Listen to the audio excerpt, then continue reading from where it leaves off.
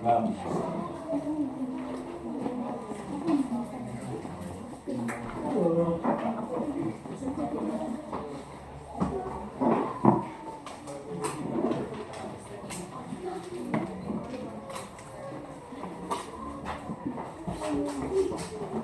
kita maaka.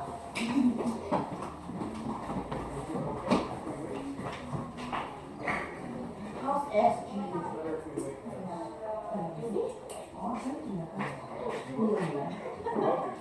Sa may mga sa mga wala sa nakinig ka dun sa ano sa music sa gunto-gunto pa rin yung iba gusto yun kasi yung person natin nakita natin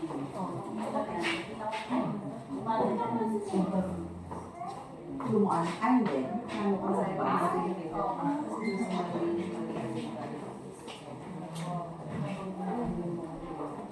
sorry.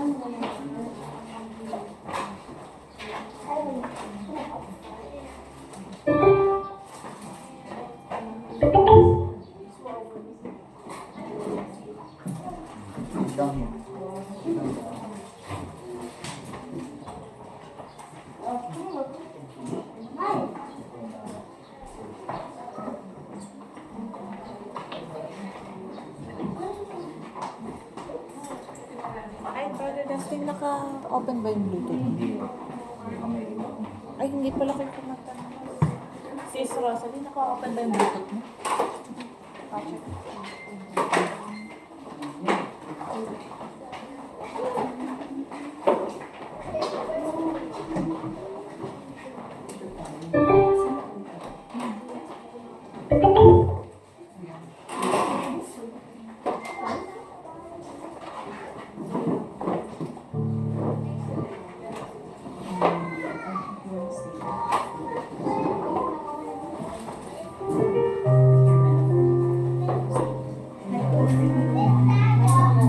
Check.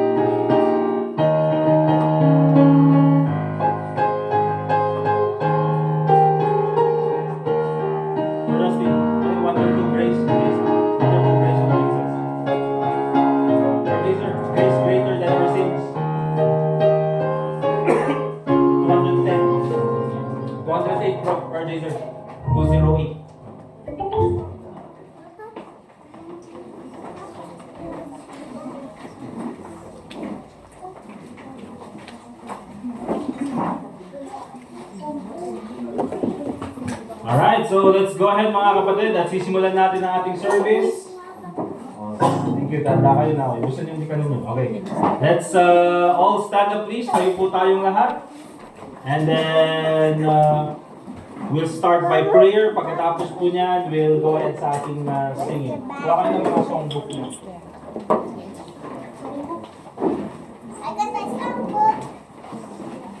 O, dito na kayo. Ayan. Diyan si Kuya...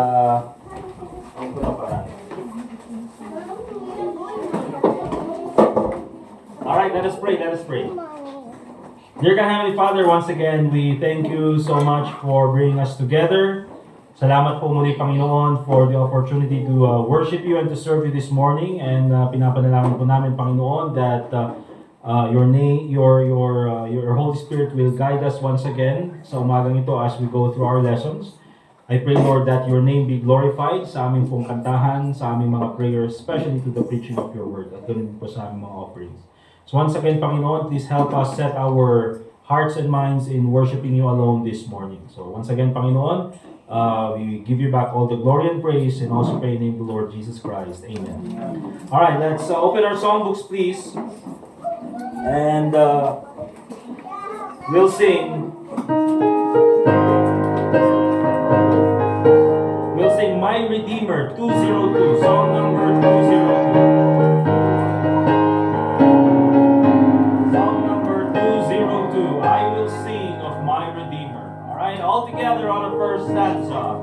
I will sing of my Redeemer and his wondrous love to me.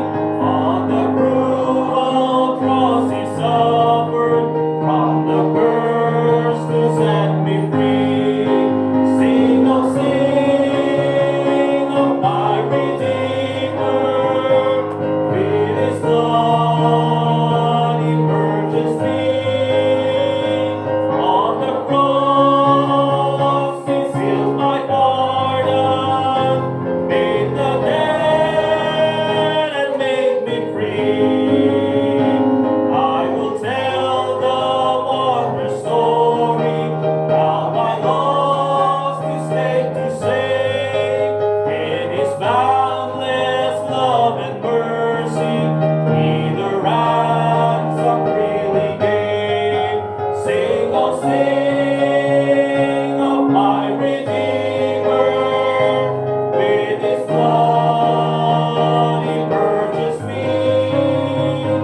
On the cross he sealed my pardon, made the dead and made me free. I will praise my dear Redeemer, his triumphant car I'll tell, how the victory he giveth over sin and death and hell. Sing, oh sing of my Redeemer, with his blood he purchased me. On the cross he sealed my pardon, made the dead and made me free. I will sing of my Redeemer and his heavenly love to me. He from death to life hath brought me, Son of God, with him to be. Sing, oh sing of my Redeemer, with his blood he purchased me. On the cross he sealed my pardon, made the dead and made me free. Thank you very much. Be seated, please. We'll have one more song. Tawagin natin si Brother Dustin to lead us in one more song.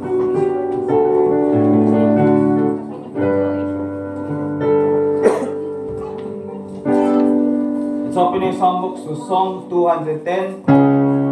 Psalm 210. Wonderful grace of Jesus.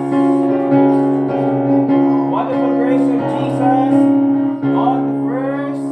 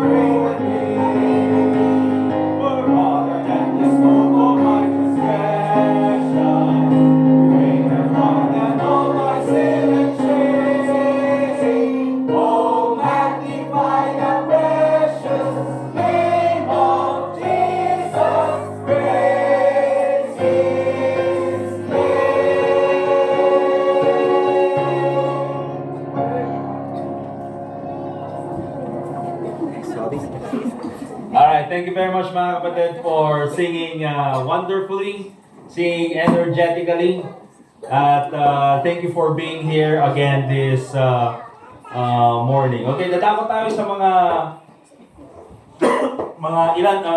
konting announcement lang naman ngayong umagang ito. Ano na lang ng mga special number, no? Alright. So yung mga nabigyan na lang ng mga assignment sa kanilang special number, please sabihin nyo ng advance para kay Sister Angel. We'll do it. Sila na naman stand. Okay. So sabihin nyo ng advance kay Sister Angel para mai-book yung practice. Mag-book tayo ng practice. And of course, may confirm doon sa schedule, okay? So, yun, sabihin nyo yung mga nabigyan ng assignment ng special number. Also, mga kapatid, later on, again, na-announce ko na 2 Sundays ago yung about sa van. So, emergency, nagpalit tayo ng gulong. So, nahila tuloy yung ibang general fund natin. So, ang gagawin na lang natin is kukuha na lang tayo ng second offering later on. Okay, pangdagdag na lang doon sa van. Wag na lang ilagay doon sa envelope. Okay, ilagay na lang doon sa second offering para mas convenient para sa nakararami. Okay? So yun lang naman yung mga announcements natin ngayong umagang ito. Let's all stand as please. Let's get our Bibles. Nasa yung mga Bible nyo? Next time, dali yung Bible nyo, ha? Dali yung Bible nyo. Let's open our Bibles in the book of Proverbs, and Brother Anthony will read to us this morning. Please turn your Bibles to Proverbs chapter 25.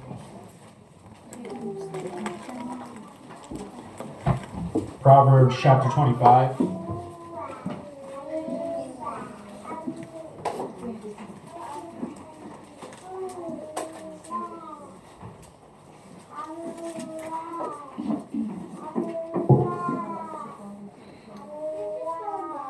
And follow along as I read.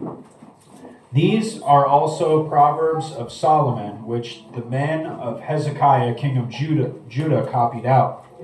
It is the glory of God to conceal a thing, but the honor of kings is to search out a matter. The heaven for height and the earth for depth, and the heart of kings is unsearchable. Take away the dross from the silver, and there shall come forth a vessel for the finder. Take away the wicked from before the king, and his throne shall be established in righteousness. Put not forth thyself in the presence of the king, and stand not in the place of great men. For better it is that it be said unto thee, Come up hither, than that thou shouldest be put lower in the presence of the prince whom thine eyes have seen. Go not forth hastily to strive, lest thou know not what to do in the end thereof, when thy neighbor hath put thee to shame. Debate thy cause with thy neighbor himself, and discover not a secret to another, lest he that heareth it put thee to shame, and thine infamy turn not away. A word fitly spoken is like apples of gold in pictures of silver. As an earring of gold and an ornament of fine gold, so is a wise reprover upon an obedient ear. As the cold of snow in the time of harvest, so is a faithful messenger to them that send him. For he refresheth the soul of his masters. Whoso boasteth himself of a false gift is like clouds and wind without rain. By long forbearing is a prince persuaded, and a soft tongue breaketh the bone. Hast thou found honey? Eat so much as is sufficient for thee, lest thou be filled therewith and vomit it. Withdraw thy foot from thy neighbor's house, lest he be weary of thee, and so hate thee. A man that beareth false witness against his neighbor is a maul and a sword and a sharp arrow. Confidence in an unfaithful man in time of trouble is like a broken tooth and a foot out of joint. As he that taketh away a garment in cold weather, and as vinegar upon nitre, so is he that singeth songs to a heavy heart. If thine enemy be hungry, give him bread to eat, And if he be thirsty, give him water to drink, for thou shalt heap coals of fire upon his head, and the Lord shall reward thee. The north wind driveth away rain, so doth an angry countenance a backbiting tongue. It is better to dwell in the corner of the housetop than with a brawling woman in a wide house, and in a wide house. As cold waters to a thirsty soul, so is good news from a far country. A righteous man falling down before the wicked is as a troubled fountain and a corrupt spring. It is not good to eat much honey, so for men to search their own glory is not glory. He that hath no rule over his own spirit is like a city that is broken down and without walls. Thank you very much. Be seated please, mga kapatid. And for this time, bago po natin tawagin yung special number, we'll call Brother Jaser to lead us in one more song, Grace Greater Than Our Sins. And then after that, yung ating special number.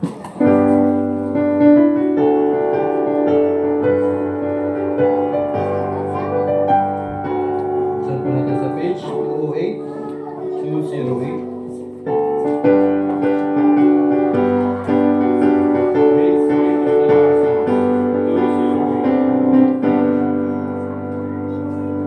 First stanza.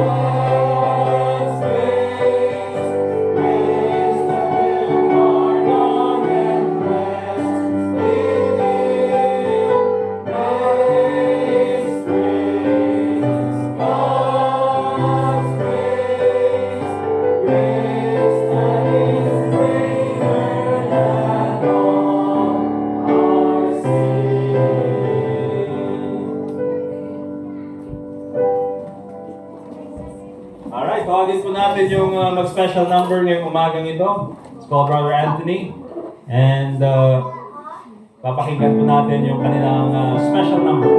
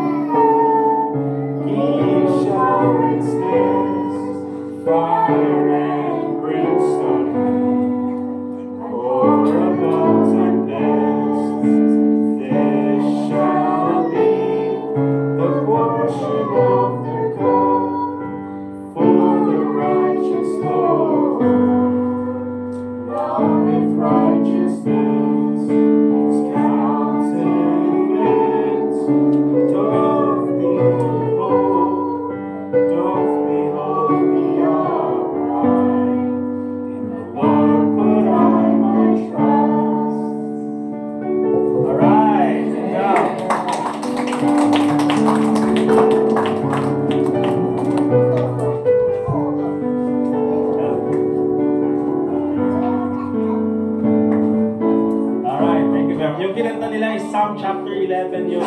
Okay? And thank you, Brother Anthony, and Avi, and Anna, and Janine, and Silo, you did a good job. But thank you, Sister Jane, for keeping it together. Amen. Okay? Alright, good job sa mga, sa mga susunod na kakanta, sabihin nyo lang kay Sis Angel para makapag-practice kayo. Kung kailangan nyo ng kasi, di ba Ma'am Chin, may TV dito? Pwede natin gamitin to yung yung video game. Para makita nyo, masundan nyo yung lyrics. Alright. But anyway, mga kapatid, let's go ahead and open our Bibles, please, sa Psalm chapter 3. Psalm chapter 3.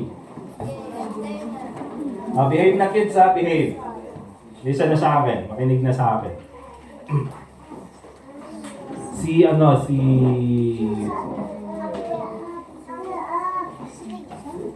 Ate Angeline, pwedeng tabihan mo ito si Isha. Isha, yan.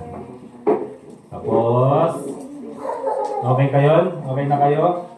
Okay, dalawang alaga mo, Barkeno? Okay kayo? Hindi, saglit.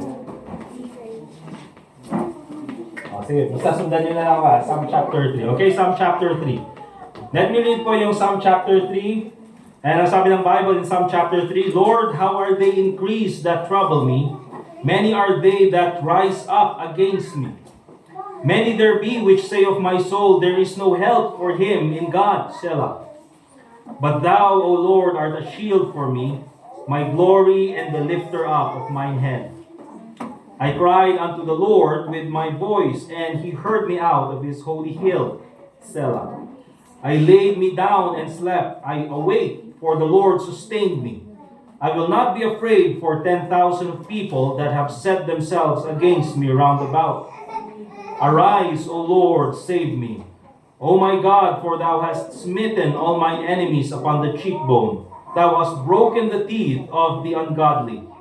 Salvation belongeth unto the Lord. Thy blessing is upon thy people. Selah. Let us pray. Dear God, Heavenly Father, sa aming pong pag-aaral ngayong umagang ito, we pray that the Holy Spirit, siya po sana, Panginoon, ang makipag-usap sa bawat isa sa amin. I pray, Lord, na ang mga prinsipyong pag-aaralan po namin, hindi man po lahat ay maalala namin, pero nawa po, Panginoon, yung mga importanteng prinsipyong dapat po naming magamit sa aming buhay ay sana po maisa puso namin. We pray, Lord, na ikaw po sanang magbigay ng kagalakan sa bawat sa aming pakikinig ng iyong salita. Pinapanalangin ko rin po, Panginoon, na mula po sa mga bata hanggang po sa mga adults ay mai-set po namin, mailagay po namin ang aming mga puso't isipan na makapag-concentrate at makapag-focus po sa pakikinig lang po ng iyong salita. Lord, wag po pong hayaan ang kaaway na siya po ay gumawa ng ano pang mga hadlang sa aming pong pakikinig ngayong umaga nito. We pray, Lord, na ikaw lang po magbigyan ng kapurihan sa aming gagawin. Ikaw rin po, Panginoon, sanang magbigay sa akin ng sapat na katalinuhan at sapat na kagalingan ng sa ganun po ay may paliwanag ko at may pahayag ko ng maayos ang iyong salita. Muli po, Panginoon, kami po ay nagpapasalamat sa iyong kabutihan sa amin at sa pribilehiyong pwede kaming makinig at mag-aral ng iyong salita ngayong umaga nito. Lahat po ng ito pinapanalangin namin sa pangalan ni Jesus. Amen. Sa Psalm chapter 3, mga kapatid, ang ating pong pag-aaral ay bibigyan po natin ng title. Ito po ay dealing with betrayal. Okay?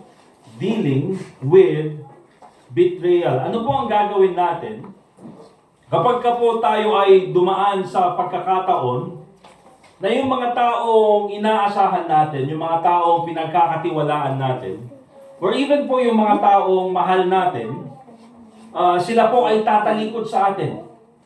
Or they will betray us. Okay?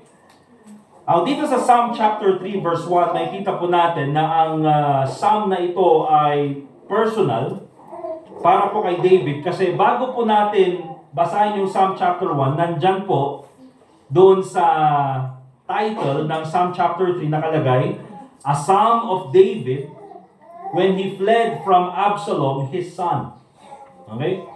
So ito ay kanta na ginawa ni David nung sa panahon na siya ay tumatakbo or tinatakbuhan niya yung kanyang anak. Okay? So, ibig sabihin, mga kapatid, there is something within this family na nagkaroon ng problema na yan yung rason kung bakit itong si David mismo tinatakbuhan niya yung kanyang sariling anak.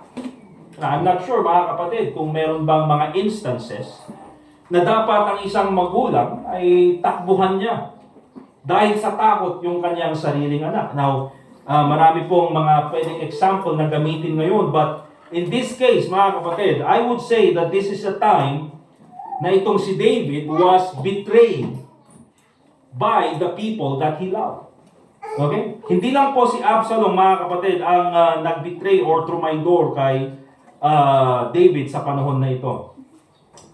Para po maintindihan natin, later on we will go through some chapters in the Old Testament. Pag sinabi po kasi nating betrayal, or pag sinabi nating betray, or traidor, or traidorin, yun kasi meron bang yung exact na Tagalog sa yung salitang betray, exact na Tagalog. Traidor, betray. Ano kayo? Meron ba? Traidor. Yun, traidor. Yun na lang talaga, traidorin mo. Okay? Hangatin ito. Absat. Hangatin ito. But here's the thing, mga kapatid. Pag sinabi nating betray or betrayal, ibig sabihin yan, to violate trust. Okay? To violate trust. Sirain ang iyong tiwala. Yun po ang ibig sabihin ng betray. Kaya, kailangan po nating maintindihan mga kapatid, based on that definition, kailangan nating maintindihan na ang betrayal ay masakit. It hurts so much. Bakit? Because it can only be done by the people you trust. Diba? Yung definition is to violate trust. Ibig sabihin mga kapatid, ang makakagawa lang sa'yo nito is yung mga taong pinagkakatiwalaan mo. O yung mga taong mahal mo, o yung mga taong inaasahan mo. Yun lang yung mga taong pwedeng mag-betray sa iyo. Hindi ka pwedeng traidorin ng kaaway mo. Kaaway mo na eh. Diba? People who hate you, they will not betray you. Bakit? Because they already hate you. But the people who can only betray you are the ones that you trust. Okay? Kaya po mga kapatid, yung isang tao na kapag dumating sa point ng betrayal ay napakasakit nito. Okay? Napakasakit at minsan hindi maintindihan, hindi maipaliwanag yung kanyang pakiramdam. Bakit? Because it hurts so much. And minsan hindi natin minsan siguro hindi natin mailagay yung sarili natin sa ganong sitwasyon kung hindi pa natin nasusubukan. Alright? But remember this mga kapatid. Bilang mga mananampalataya, we will also go through betrayals. Si David, he went through betrayal. Even the Lord Jesus Christ, alam natin yung pinakasikat na story about betrayal nangyari kay Jesus Christ. Okay? Jesus Christ went through betrayal.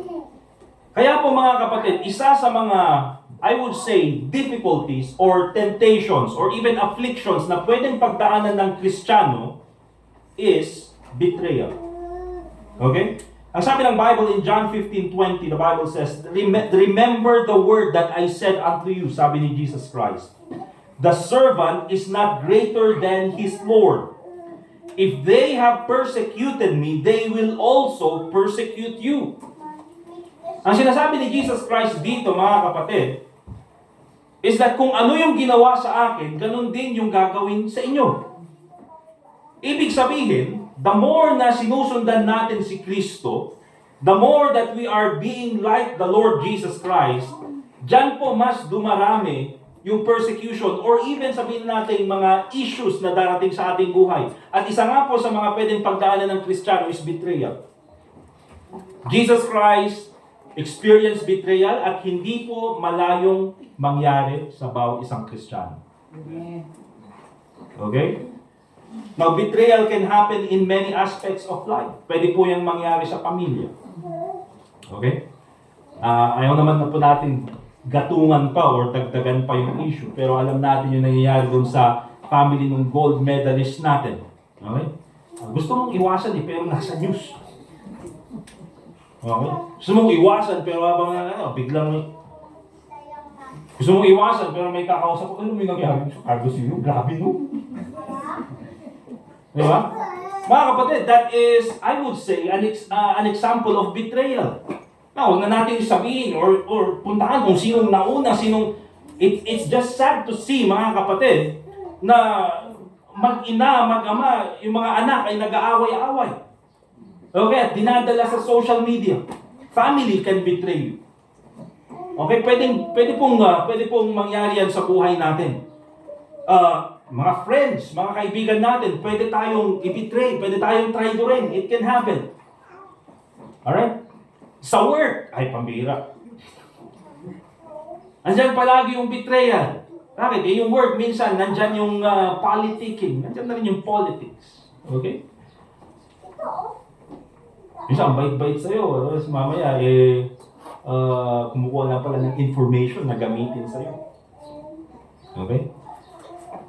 But also, mga kapatid, let me tell you, even the ministry, even within the ministry, you can also experience betrayal. Kahit po sa ministry, mga kapatid.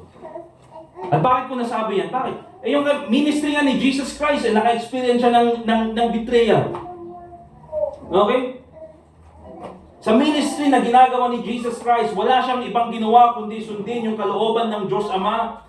Pero still, dumating sa buhay niya na meron at meron trumaydor sa kanya. And pag sinabi kong traidor, mga kapatid, hindi lang si Judas ang trumaidor sa kanya. Again, pag sinabi natin betrayal, it means to violate trust. Jesus Christ already knows kung anong gagawin ni Judas. Alam na niya kung anong gagawin ni Judas. Okay? Pero nung si Jesus Christ ay nandoon sa Garden of Gethsemane, at dumating yung mga kawal para siya ay dakipin, siya ay arrestuhin. Here's the thing, mga kapatid. Lahat ng mga taong kanyang inaasahan, iniwan siya. The people whom he counted on, the people whom he trusted, left him alone in the Garden of Gethsemane.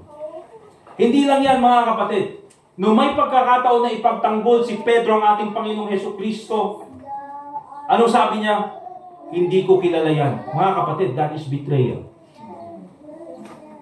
Kaya kung titignan po natin in many aspects sa buhay natin, whether it be in family, in work, in friends, even in the ministry, you can experience betrayal. I think, mga kapatid, marami na sa atin ang naka-experience ng betrayal in the ministry. Okay? Sinubukan natin ibigay yung buhay natin sa isang ministry, okay? Sa isang church. Binigay natin yung best natin na pagsilbihan ng Panginoon sa ministry na ito, pero hindi natin alam later on yung ministry na pala na yun pa yung sisira sa atin. Okay? Now, hindi po yan kasalanan ng Panginoon, mga kapatid.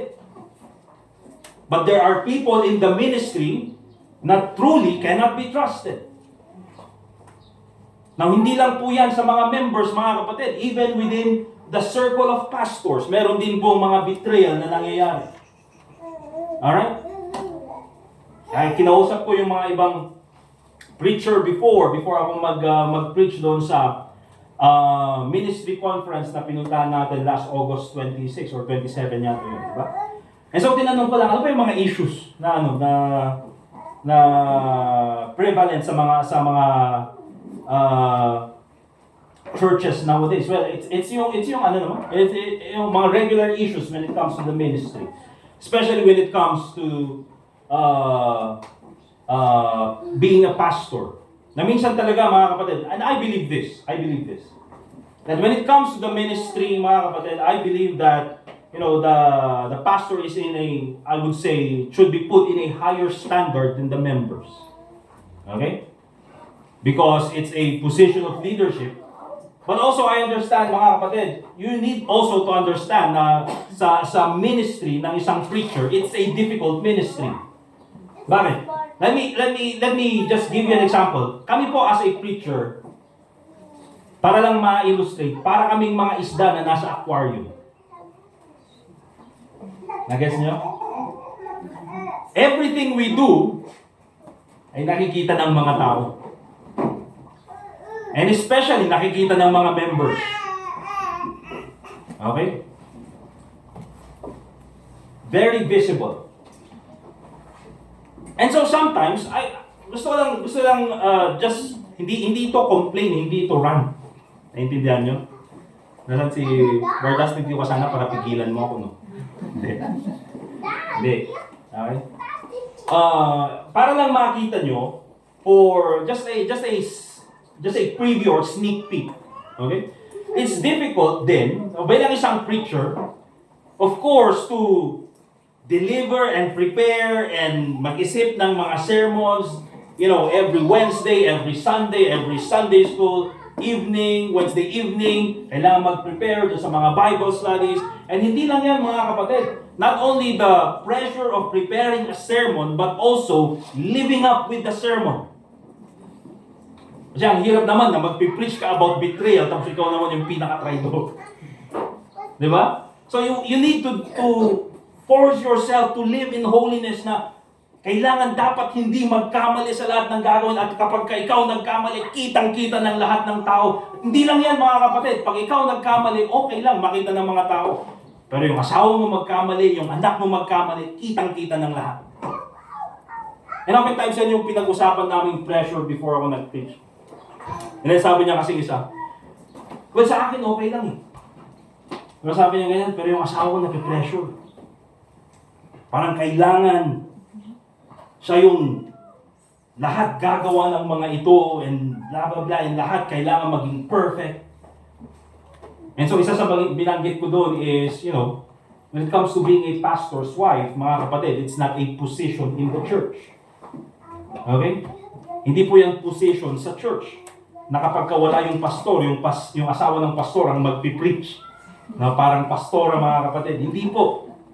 Ang asawa po ng pastor ay katulad din ng mga regular members sa loob ng church. Okay? And ganun din sa anak. Alam mo yung isa sa kasi sa mga issue na binanggit sa akin, bago ako mag-preach is this. Sunday before, yung pastor hindi ko na sabihin kung saan, di ba? Pero nasa lubong niya yung kanyang anak, umiiyak pa uwi. Bakit? Kasi sinabihan ng membro. Ano sabi ng membro? Basta, may nagawa siyang mali at sinasabi sa kanya, anak ka pa man din ng pastor. So anong ginawa ng bata? Umiyak, pa uwi. Eh sabi ng pastor, kaya nandun ako, hindi na ako nakapag-preach. 11:30 na ako nakapunta kasi kino-comfort ko yung anak ko. Okay? And so at some point, mga kapatid, when it comes to betrayal in the ministry, hindi lang yan nangyayari sa members, it could also happen to the pastor. Okay? And kaya ito, hindi ko binabanggit na parang, lalabas yata ng sama. Mga kapatid, pag naglabas ako ng sama ng loob, sasabihin ko. Okay? Pero it's just a sneak peek when it comes to the ministry. Na dapat meron tayong balancing tingin. Okay, when it comes to the pastor and the members of the church. But let me start first of all, doon sa lesson natin, betrayal starts from the people close to us. Number one, betrayal starts from the people close to us. Number one, doon sa Psalm chapter 3 verse 1. Anong sabi ni David? Lord, how are they increased that trouble me? Many are they that rise up against me. Okay? Kung titignan po natin, dito sa lesson na ito, sabi ni David, many are they that rise up against me. Pero yung title, when he fled from Absalom, his son. Okay? Itong betrayal kay David, mga kapatid, it started from the people who are close or pretend to be close to David. Okay? Ganyan po yung ginawa ni Judas. Nag-acting siya na malapit siya kay Jesus Christ. Okay? Siya yung naging treasurer at hindi man lang nakita ng mga apostles na ito yung traidor na binabanggit ni Jesus Christ. Bakit? Because he was so close to Jesus Christ, nakakala nila imposible na ito yung magiging traidor. Kaya sabi nila, Panginoon, ako ba yung traidor? But actually, it was Judas Iscariot. Paano ito nagsimula? Let's go to 2 Samuel chapter 15, verse 6. Paano nagsimula yung pagtatraidor kay David?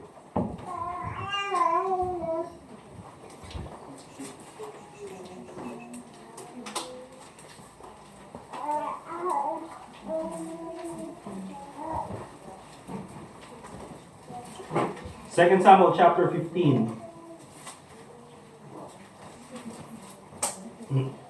And in verse 6.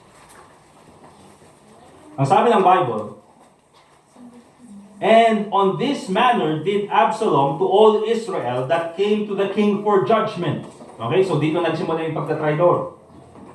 So Absalom stole the hearts of the men of Israel. Ang ginawa ni Absalom is kapag merong yung mga dadalhin yung problema nila kay King David. Kasi ganun po yung ginagawa nila. Kung may problema, dalhin sa hari. So kung may problema, pagkatapos silang kausapin si David, lalapit ngayon si Absalom. At anong sasabihin niya? Ano yung sinabi ng king? Ay, dapat ganito yung decision niya. Dapat ganito yung ginawa niyang judgment. Dapat ganito yung rule. Dapat mas kinampihan ka niya. Okay? So ang dami niyang comment, ang dami niyang sinasabi in order na yung tao ay mamuhi or hindi niya gustuhin itong si David. Okay? And so, yan yung sinabi ng Bible. So, Absalom stole the hearts of the men of Israel. Ganyan po nagsimula. Yung ginawa ni Absalom ay katulad din ng ginawa ng mga Pharisees kay Jesus Christ. Okay? Siniraan nila itong ating Panginoong Jesucristo. Habang si Paul, he was preaching the gospel. Nandyan din yung mga Jews who turned the public against kay Paul na sinasabi nila, oh, ito yung nagsisira ng ating peace. Alright? And so, yan yung sinasabi ng Bible, if you go to Acts chapter 20, verse 30, that even when it comes in the ministry, hindi lang sa family, hindi lang sa work, okay? There will always be people who will try to speak evil about others. In Acts chapter 20 verse 30, makikita natin ang sabi ng Bible, also of your own selves, sabi ni Apostle Paul, shall men arise. Okay, kasama nyo ha. Ang mga kausap dito ni Apostle Paul is yung mga leaders ng church. Anong sabi niya ganyan? Also of your own selves, meron kayong mga kasama. They will arise and speaking perverse things to draw away disciples after them. Okay?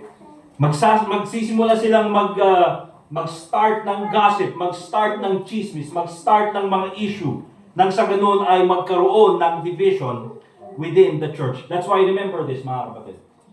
Beware of people who try to change your opinion about others. Okay? Beware sa mga tao, na di ba, ang ganda naman yung tingin mo sa tao na ito, or sa katrabaho mo na ito, or even sa family member, or sa kaibigan na ito. And then meron yung tao na biglang gustong baliktarin yung kaisipan mo about sa tao na yun. Remember mga kapatid, beware of those people. Bakit? Because they're trying to change your opinion. Kinokontrol yung kaisipan mo about sa taong kakilala mo. Diba? Remember mga kapatid, tayo naman po ay meron tayong sariling isip. At minsan yung taong, sinisira sa atin, nakakausap naman natin. Ibig sabihin, we have our own opinion about that person. Okay?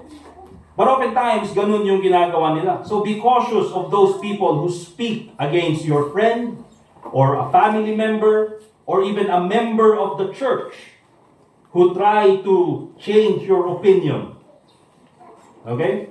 And remember this, if anyone is spreading accusations about a member of the church, or even about sa family, or even about sa friends, katulad po yan ng Matthew chapter 18.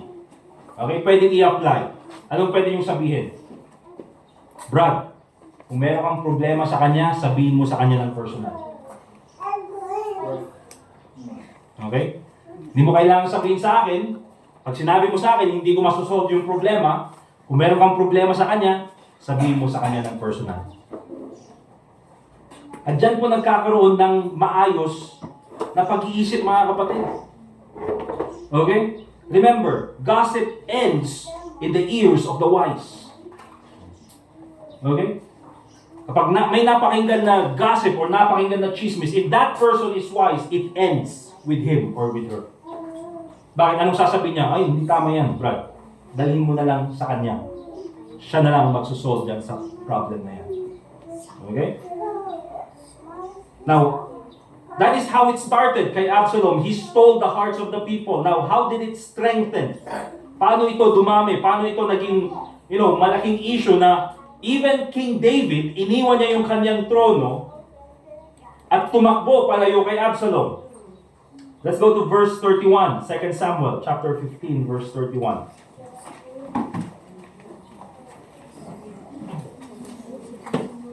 Second Samuel chapter 15, verse 31. The Bible says in 2 Samuel chapter 15, verse 31, and one told David, saying, Ahithophel is among the conspirators with Absalom. And David said, O Lord, I pray thee, turn the counsel of Ahithophel into foolishness. Okay? So itong si Absalom, mga kapatid, hindi lang siya yung trumaydor kay David. Pero anong ginawa niya? Hinanap niya rin yung mga taong may sama ng loob kay David. Okay? So nagsimula siya by stealing the hearts of the people. And then later on, anong ginawa niya? Hinanap niya yung mga taong may sama ng loob kay David. Ang unang nakita niya si Ahithophel, yung pinakamalapit na advisor ni David. Bakit niya kaya linapitan si Ahithophel? Ganito yung mga kapatid. Kasi itong si Ahithophel, pamangkin niya si Bathsheba. At yung ginawa ni David kay Bathsheba, masama sa loob ni Ahithophel. Di ba? Kasi yung titignan natin mga kapatid, ay pampira, sobrang masama naman talaga yung ginawa ni David kay Bathsheba. Okay, masama yun mga kapatid. Hindi tama. Pero remember this, yung actions ng tao sa atin, hindi yan excuse para tayo gumawa ng masama sa ibang tao.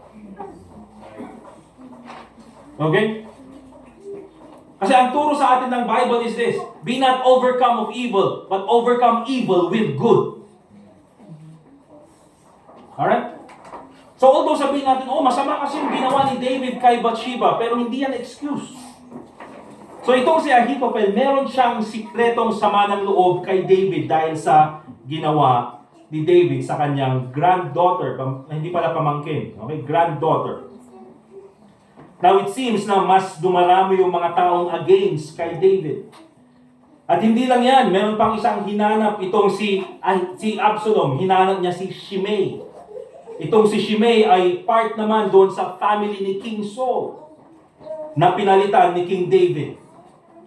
Kaya kung titingnan po natin, diyan natin makikita yung sinabi ni David na ang dami naman ng mga taong nagiging against sa akin because oftentimes, the people who betray you will naturally team up with others who have a problem with you.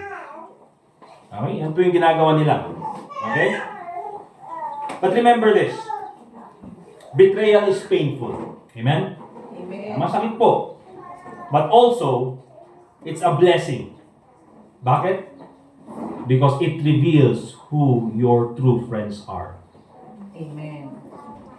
Okay? Masakit po ang matraidor, masakit ang mabitray. Pero ang blessing po dyan ay pinapakita sa inyo, ay pinapakita sa iyo, pinapakita sa akin, yung mga taong dapat mo talagang pagkatiwalaan. Okay? It is painful. But again, kung titignan natin yung bright side, at least nakikita mo yung mga taong hindi mo dapat pagkatiwalaan at yung mga taong dapat mong pagkatiwalaan. Amen. Alright? Secondly, mga kapatid, na titignan po natin. Number 2, betrayals should strengthen our faith in God.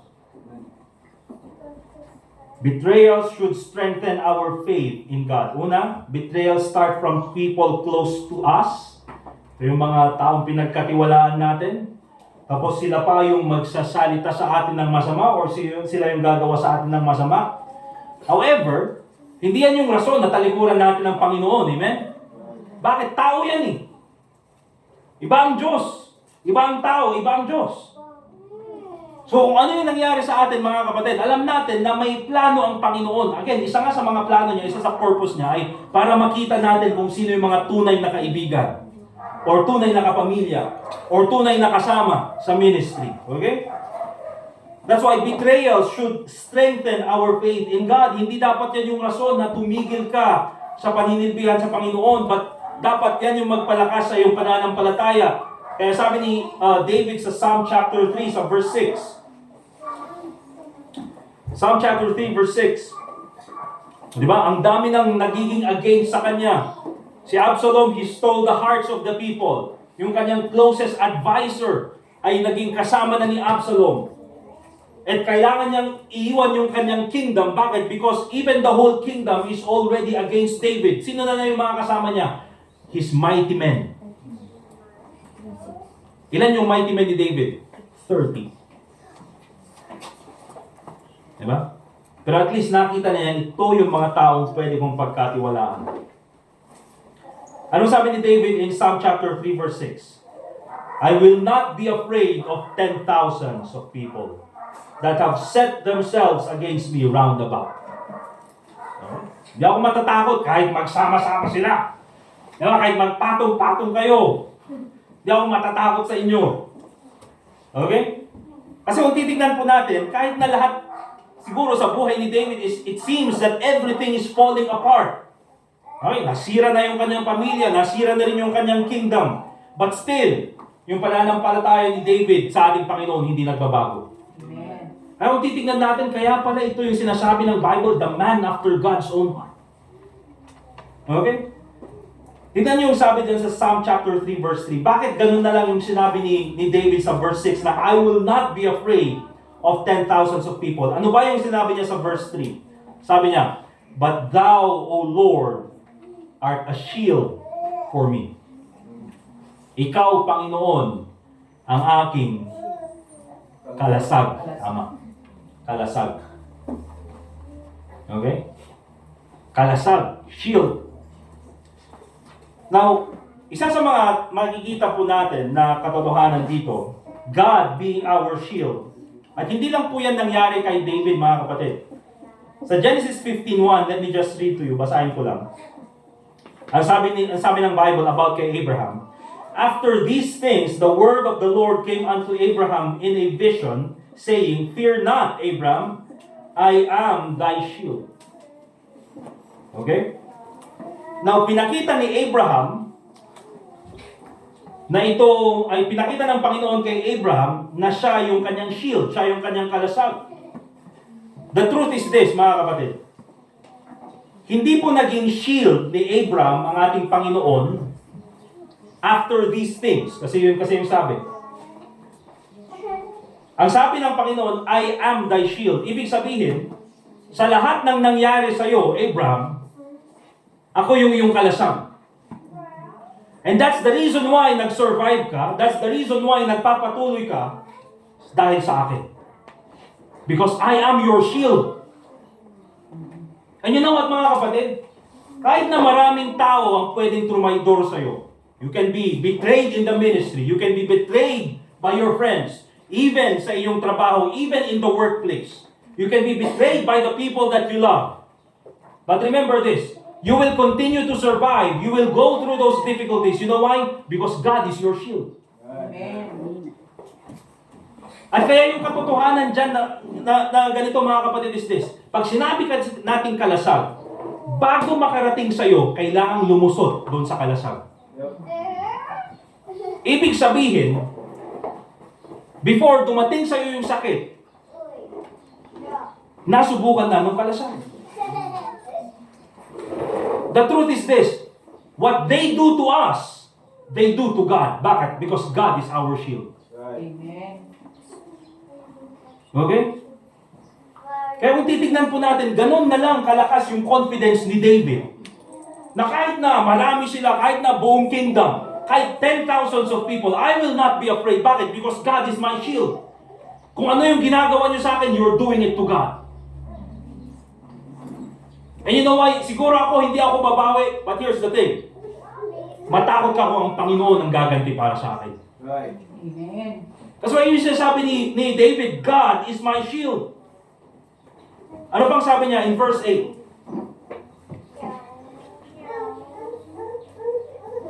In verse 8, sabi ni David, Psalm chapter 3 verse 8, salvation belongeth unto the Lord, thy blessing is upon thy people. Now, itong salvation na ito, mga kapatid, hindi po yung kaligtasan. Hindi po ito yung kaligtasan na kaligtasan galing impyerno. Bakit? Because David is already saved. Okay? Ang binabanggit niya dito, mga kapatid, is yung salvation from the problem, from the betrayal. Okay? Ang Panginoon, siya yung naglagay sa akin sa sitwasyon na ito. He is my shield. But you know what? Siya rin yung magtatanggal sa akin sa sitwasyon na ito. He is my salvation. Nabasa natin last Sunday when we talked about afflictions. Anong sabi ng Bible in the book of Psalms? Many are the afflictions of the righteous, but the Lord delivereth us from all. Diba? Ang daming pwedeng pagdaanan ng isang Kristiyano, pero lahat, ang Panginoon pa rin ang nagtatanggal sa ating sitwasyon na yan. Remember this. Kung ang Panginoon pwede kanyang iligtas sa impyerno, sa tingin mo, hindi kanya kayang iligtas sa mga taong trumaydor sa'yo? Bira, impyerno na yan, mga kapatid. The lake of fire na ang pinag-usapan dyan. God saved you from eternal separation. God saved you from the penalty of sin, hell. Now, kung kaya kang iligtas ng Panginoon sa ganung klaseng sitwasyon, do you think yung mga taong trumaitor sa hindi kanya kaya iligtas sa ganyang sitwasyon? Oh, He will save you. Because God is a faithful God. Hindi lang yan, mga kapatid. Tingnan niyo pa sa verse 5 ng Psalm chapter 3. Ito gustong-gusto ko, sinabi ni David. I laid me down and slept. Diba? I laid me down and slept. Minsan, mga kapatid, there are times na dahil sa sobrang bigat ng damdamin, or dahil tayo ay nasaktan ng sobra-sobra, hindi tayo makatulog. Pero itong si David, mga kapatid, imagine yung kanyang anak, trinidor siya. And then, yung kanyang closest advisor, trinidor siya. Yung mga taong malapit sa kanya, na palagi siyang wini-welcome sa kingdom, ngayon, ang wini-welcome nila si Absalom. At nung siya ay tumatakas from Absalom, yung mga taong dinadaanan niya, kinukutya siya. Nandyan si Shimei. Okay?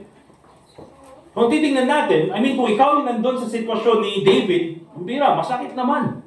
Yung sarili mong anak, tatraydurin ka. Okay? Yung closest advisor mo, tatraydurin ka. Pero itong si David, mga kapatid, anong ginawa niya? Sige, okay lang, matutulog na lang ako. I laid me down and slept. Kumbaga sa English, kung siguro sa American language, or American vernacular, sabi niya, I will not lose sleep because of you. Diba? Hindi ako mawawalan ng tulog dahil sa'yo. Bakit? Sa'yo lang. Sa'yo lang, mawawalan ako ng tulog. Importante yung tulog ko. Diba? I will not lose sleep because of you. And the point na gusto kong makita natin to, mga kapatid, is that the reason why ganyan na lang, na kahit itong si David, ganun yung nangyayari sa kanya, still kaya pa rin niyang matulog is this, because he has peace inside. Amen. Diba? Kung titignan natin yung peace ni David, ang gulo sa paligid, lahat nagpapanik, hindi alam kung anong gagawin. Pero still, kaya niyang matulog. Bakit? There's peace inside. Amen. Maraming tao, mga kapatid, na ang lawak ng ari-arian, Kingdom of Jesus Christ. Hektar-hektarya. Diba? Hektar-hektarya. Ang lawak. Alright? Pero hindi magkaroon ng tulog. Bakit? There's no peace inside. Amen. Tahimik nga yung paligid, mga kapatid, pero hindi kayang matulog. Walang peace sa loob. Pero itong si David, magulo sa labas, may problema sa labas. Okay? May problema sa bahay, may problema sa trabaho, may problema sa ministry, may problema sa lahat ng direksyon ng buhay, pero kayang matulog. Bakit? There's peace inside. Amen. Yan po yung pinakamagandang peace, mga kapatid. Yan yung peace na hindi mo makukuha sa palengke. May fish na pampano, may fish na tilapia, walang ganong klaseng peace sa palengke. Yung peace na yan, mga kapatid, pwede mo lang matagpuan sa ating Panginoong Jesucristo. Philippians chapter 4 verse 6 to 7, palagi ito yung binabanggit. Palagi po itong binabasa sa church natin. Because remember this, ang ating Panginoong Jesucristo, He never promised, yung mga Kristiyano na katulad natin, wala siyang promise na binitawan sa atin na, gusto ko kayo maging masaya. Para yung si Enrile noon, gusto ko happy ka. Yan yung slogan niya, di ba? Well, of course, mga kapatid, being a Christian, there's happiness. Amen? May problema, may happiness. But you know what? Ito yung hindi kayang ibigay ng kahit anong bagay dito sa mundo, it's peace. Kapayapaan. Philippians chapter 4 verse 6 to 7, be careful for nothing, Hindi mo kailangang mag-worry sa lahat. You know, you don't have to worry about anything, but in everything, by prayer and supplication, with thanksgiving, let your request be made known unto God. Kung meron kang pangangailangan, kung meron kang sama ng loob, kahit na anong request, sabihin mo sa Panginoon. Anong sabi niya in verse 7? And the peace of God, which passeth all understanding. Hindi niya sinabing, kung may kailangan ka, ibibigay ng Panginoon. Kung kailangan mo kung may problema ka, isosolve yan ng Panginoon. Kung may difficulties ka, tatanggalin niya ng Panginoon. Hindi yun yung sabi ng Bible. Ang sinabi niya, mag-pray ka lang, and then ganitong bibigay ng Panginoon. Peace of God. Kaya ang Kristiyano, mga kapatid, with the power of prayer, kahit na ang daming problema, kaya niyang magkaroon ng peace. Bakit? Because that is the only thing that you need in times of difficulties. Amen. Peace, mga kapatid. Maganda rin siguro nun ang gawin natin yung ginagawa sa Catholic Church, peace be with you. And also with you. Wala na kasi na franchise na nila yun.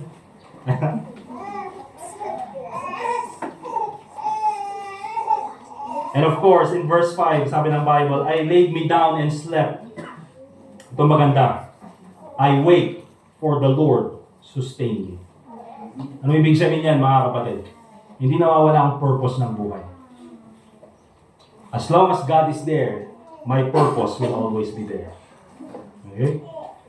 Kaya sabi ko, mga kapatid, yes, betrayals, ito ay nanggagaling from the people close to us, but number 2, betrayals should strengthen our faith in God.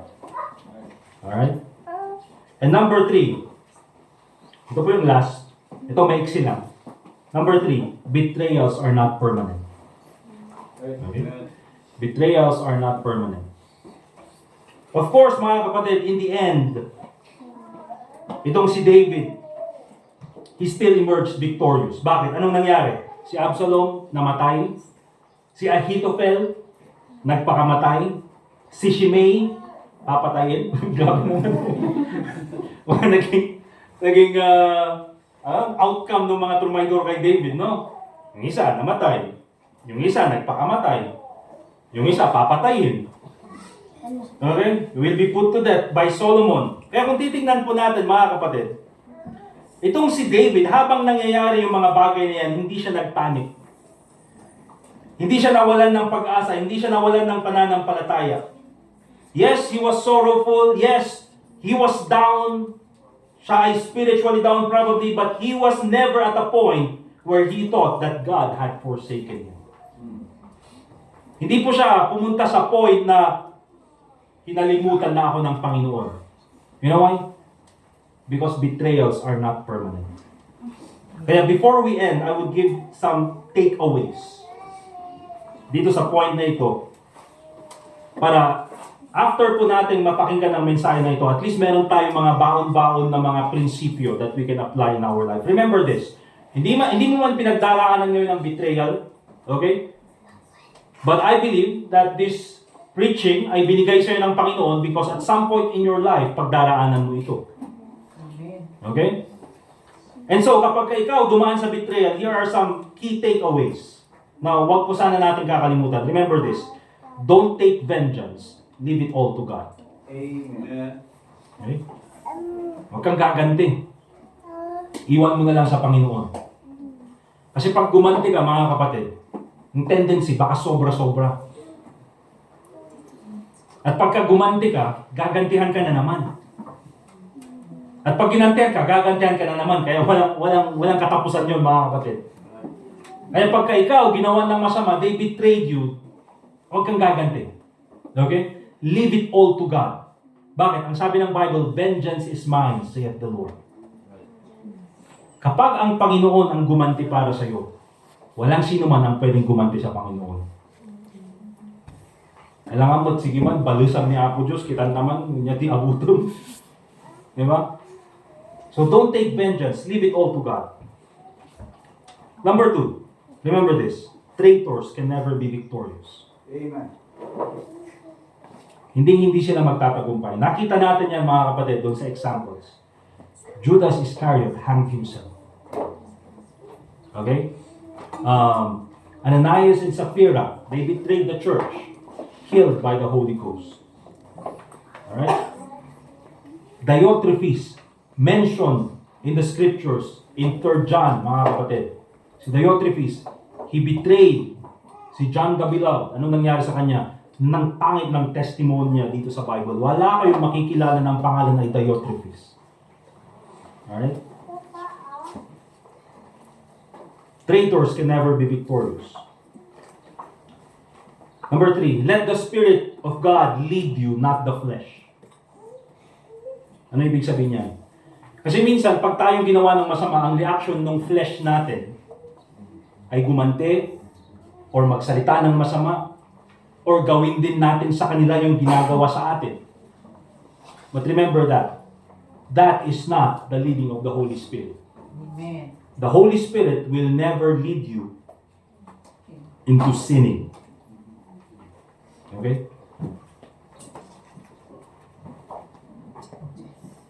By the way, mga kapatid, anong gagawin ng Holy Spirit? The Holy Spirit will lead you into prayer. Remember that. Number 4, very important. So, importante po. Don't be distrustful of people. Yes? Merong mga taong they might betray you, but remember this. Don't be distrustful of people. There are more people who are good than bad. Remember that, mga kapatid. Hindi porket ikaw ay trinaydor, ay lahat na ng tao, lahat traitor. Okay? For example, trinaydor ka ng boyfriend mo. Mula ngayon, sinusumpa ko lahat ng mga lalaki. Wala, di naman lahat, mga kapatid. Di ba? Don't be distrustful of people. Yes, may mga tao sa ministry who might betray you. May mga friends ka who might betray you. But remember this, there are more people who are doing good than bad. Doon sa disciples ni Jesus Christ, how many betrayed Him? 1. And nandun pa rin yung 11 who are faithful to Him. Okay? Doon sa mga trumaydor kay David, ilan lang sila? Only a few. Okay? Ahithophel, Shimei, nandyan si Absalom, but he has his 30 men. Okay? Yung mga mighty men of David, who's very faithful to him. Kaya don't be distrustful of people. Huwag kayong mawalan ng, mula ngayon, hindi na ako magtitiwala. Yes, learn from your lessons. Learn from your mistakes. Kung probably masyado akong nagtiwala sa iba, but don't be distrustful of people. More importantly, don't be distrustful of God. Okay? Anong kinalaman ng Panginoon pag ikaw ay natraidor? Okay? Ang Panginoon ba trumaydor sa'yo? Hindi naman. Tao naman yung trumaydor sa'yo. Hindi naman ang ministry.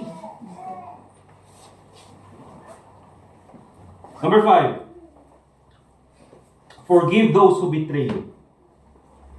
Bakit? It's the only way you can move on. Patawarin mo na lang. It's the only way you can move on. Bakit? Kasi kung hindi mo papatawarin yan, palagi yan nagre-rewind. Okay? Ano ngayon? September 15, uy, 3rd year anniversary na mula nung ako ay trinaydor. September 15 na ngayon, no? Naalala ko pa eh. Alas 10 yun ng umaga. Nakuha ko yung grabe. O, di ba? 3 years ago yun ha, pero yung sama ng loob ng 3 years ago hanggang ngayon na-extend. Bakit? Sineselebrate mo eh. O, ngayon na ulit. Yung celebration, mga kapatid. Kung ako ay, bakit naman? Okay? Kaya nga mga wedding anniversary, may mga months na rin. Pero wala namang mga break-up anniversary. Wala namang ganun, mga kapatid. Bakit? Kasi kung may break-up anniversary, every month meron ka ng break-up anniversary. Alright? It's the only way you can move on. Remember this. Forgiveness is not for the person who did you wrong. Forgiveness is for you. Para ikaw ay makamove on. Kasi as long as hindi mo pinapatawad yung tao na yan, nandyan palagi. At palagi kang magmumukmok at magagalit sa isang sulok habang yung tao na yun ang saya-saya tapos ikaw, di ba? So forgive those who betray you. It's the only way for you to move on.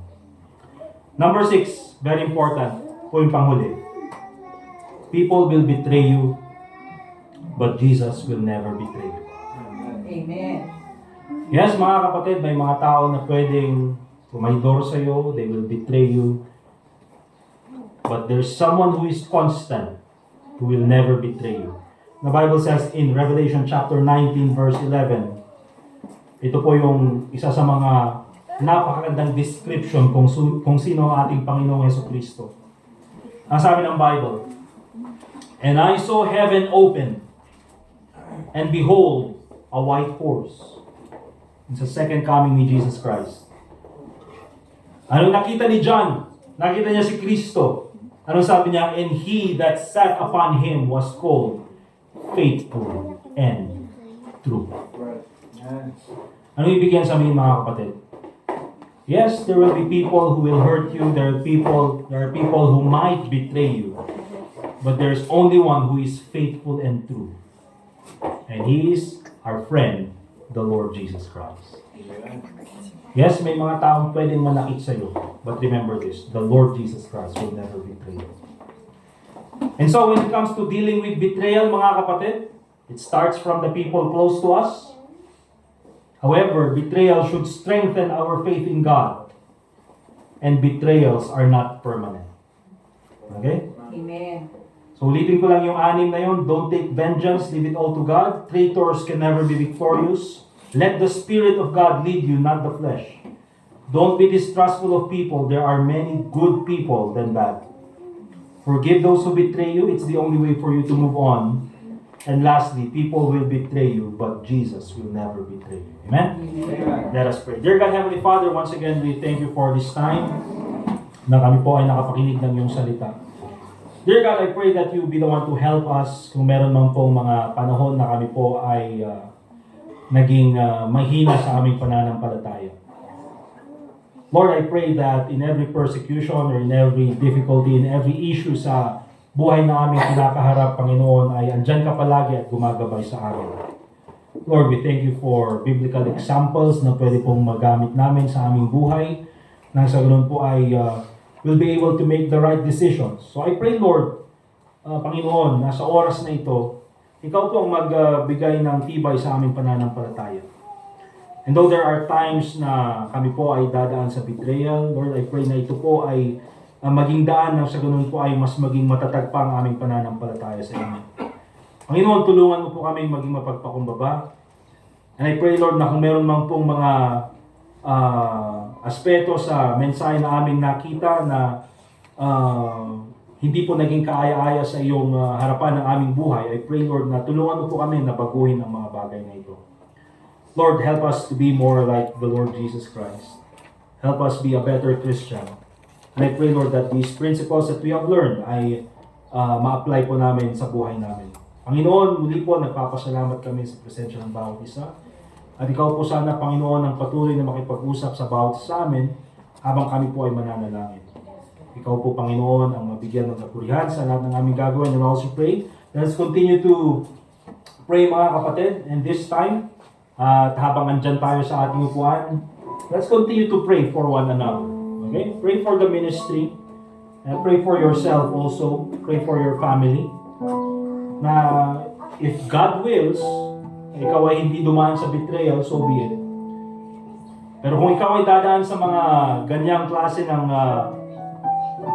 pagsubok sa buhay, I pray that it will strengthen your faith. And also, kung meron kayong mga kaibigan, kakilala na alam na dumaraan sa ganitong klaseng pagsubok, pray for them this morning. Sige po, manalangin tayo, mga kapatid.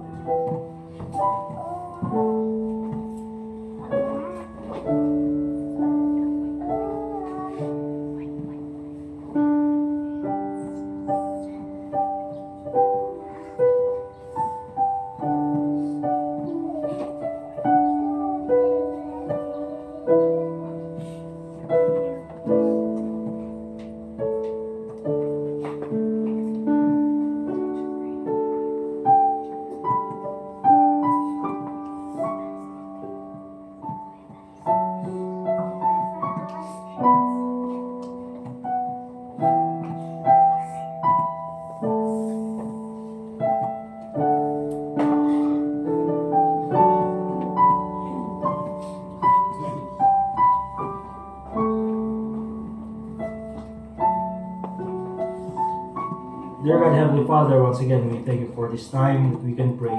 Thank you, Lord, for the message, and thank you, Lord, for the continuation of our service. Muli po, Panginoon, ikaw ang magbigay sa amin ng kagalakan as we continue to serve you this morning. And I also pray in the name of the Lord Jesus Christ. And all God's people say, Amen. Once again, thank you for being here this morning. Kukunin po natin yung ating mga tithes and offering. And so para sa ating offertory prayer, we'll ask si Brother Larry.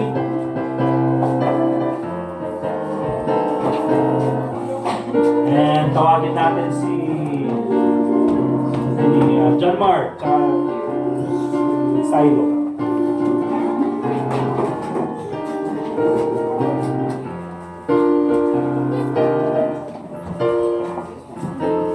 Alright, let's prepare our offerings po. Tawagin natin si Brother Larry, please. Dan tayo man basit, nakakat tayo.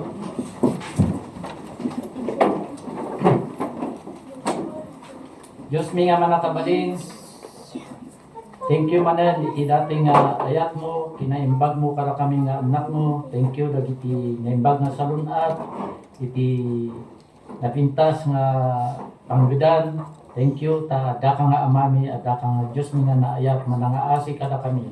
Kat bendisyon naman, dati nga offering, ang kami alaan, kat mausar lata ka dito na Diyos Ama para iti pakay daydayaman. Dati manting ka, kami dapat kang ka, tinagantak mo ni Jesus. Amen. Amen. Let's give our offerings, mga kapatid.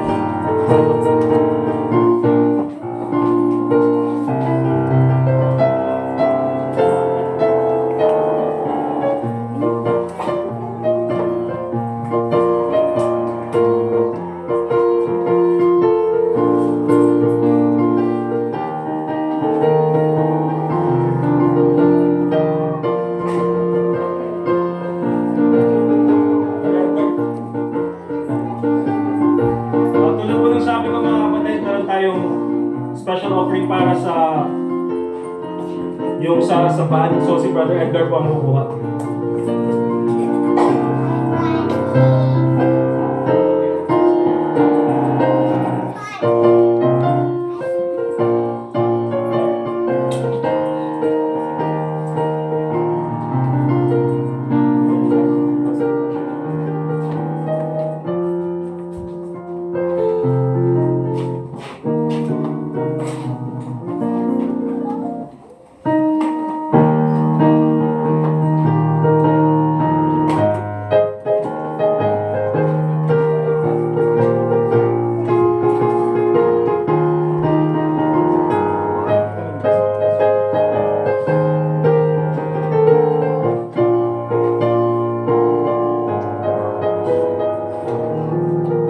Okay, so, wow, natapos natin ng 11:20. Amen!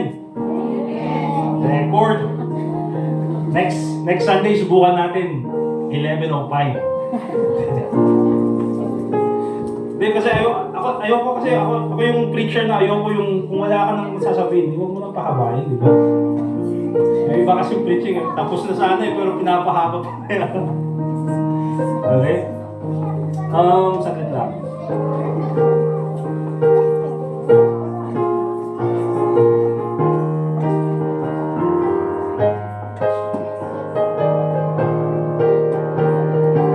Alright.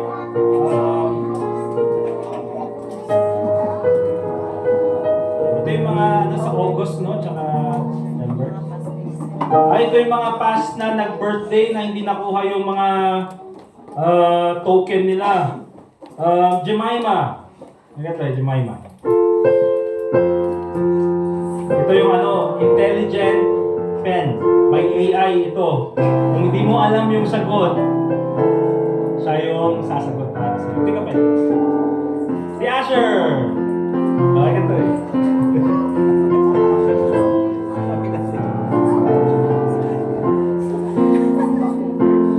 Raymark, Brother Raymark. Tika na, dito. Si Jeline. Ay, Jeline, nadating ka, sorry.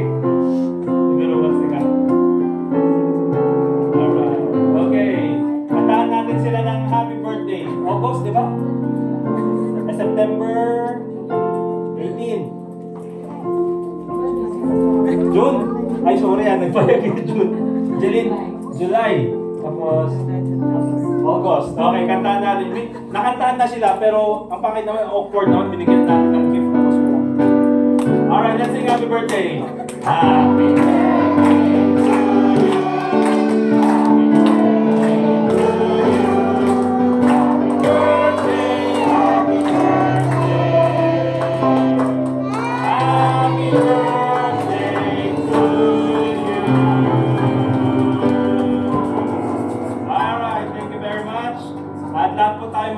ay tumayo. And let's open our songbooks to song number 219. We'll sing till the storm, 119. We'll sing till the storm passes by. And then after that, we'll ask Brother Hector for our closing prayer.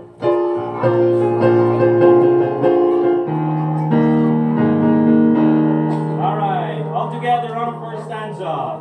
In the dark of the midnight have I all hid my face on the storm house above me, and there's no hiding place.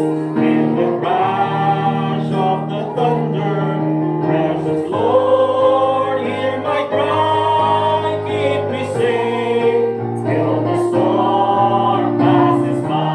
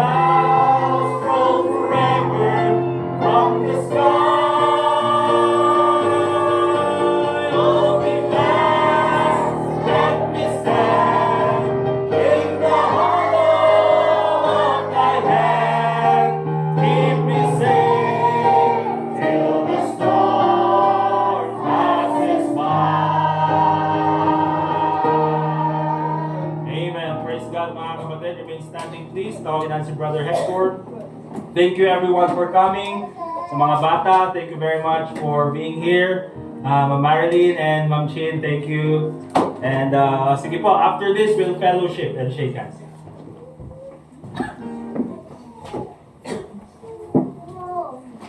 Let's pray.